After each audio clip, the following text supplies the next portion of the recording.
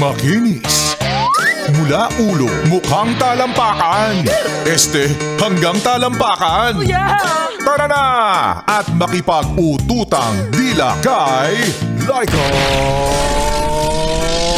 Barista!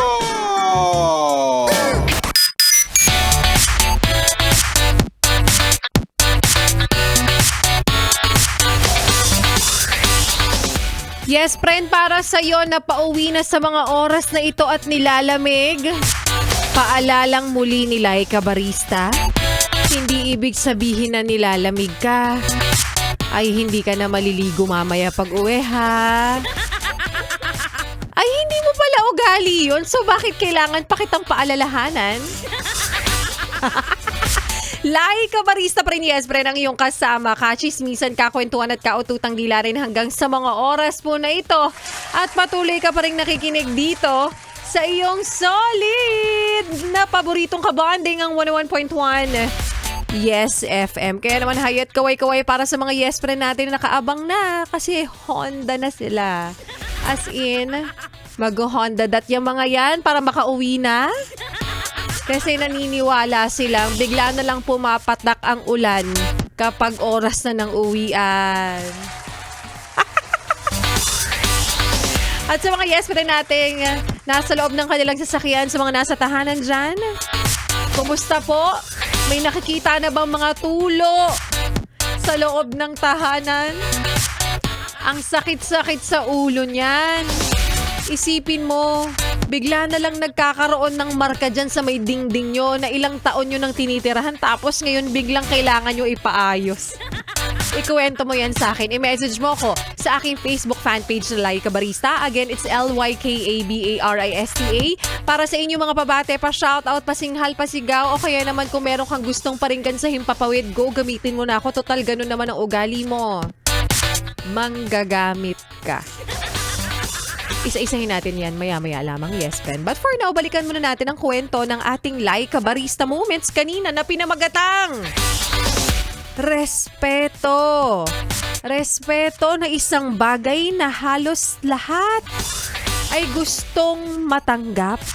Pero ang tanong, lahat ba talaga ay karapat-dapat na makatanggap nito? Siyempre, lumaki naman talaga tayo, yes, pero na tinuturuan na igalang mo ang mas nakakatanda sa'yo, ha? At tama naman yun. Pero habang tumatanda ka, nare-realize mo na pagtatanto mo lang na hindi pala edad ang basihan para irespeto mo ang isang tao. Kasi may mga taong matanda lang sa numero, pero bata pa rin ang kanilang pag-uugali. At may mga mas bata naman na mas marunong umintindi, mas marunong rumispeto at makitungo ng maayos kaysa sa ilang matatanda na akala mo lagi dahil mas una silang ipinanganak, kailangan sila ang dapat mong irespeto. Ayan na naman sila.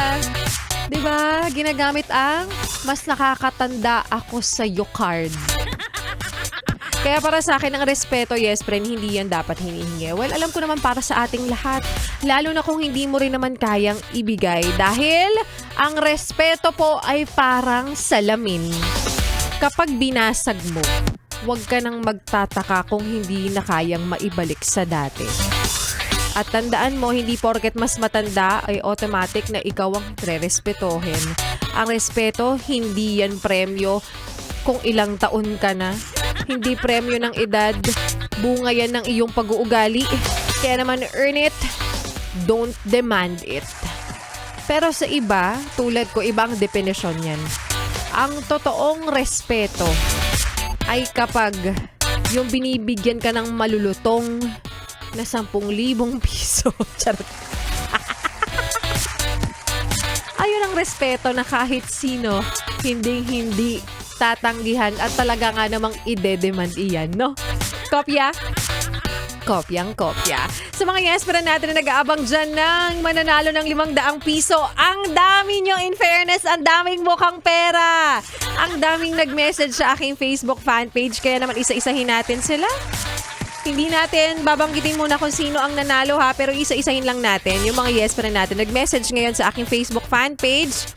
Sa mga nagpapabate at sumali rin, si Lorna Lara, si Jessie Bart, Elmer Paradero, Jovi Teologo, LV Tugdang, Magdalena Grabiolio, John Michael, Gigi Patoy, and si Ribos Tamante. Napakadaming sumali.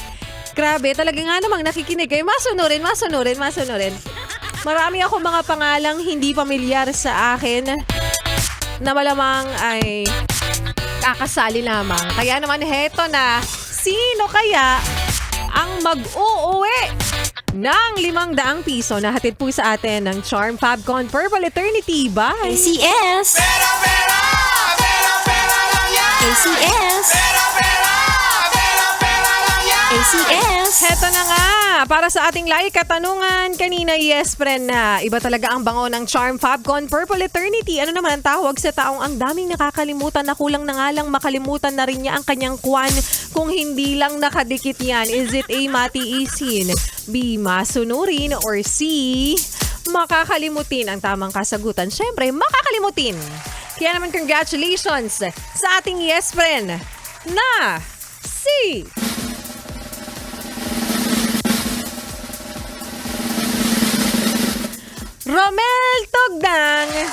Romel Tugdang, congratulations sa iyo. First time yata niyang sumali at walang history kami ng conversation.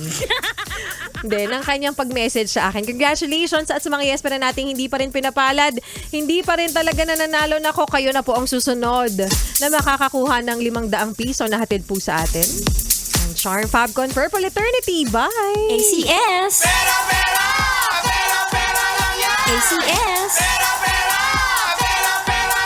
ACS! At yes, friend, ituloy pa natin ang pakikinig nyo sa mga kantahan ko ngayong hapong ito. Kasama po ang susunod nating kanta na parang pagpapaalam ko sa inyo. Ang title nito ay Hanggang Dito na Nga Lang by TJ Monterde. Dito pa rin sa iyong solid na paboritong kabanding, ang 101.1 Yes FM. Solid.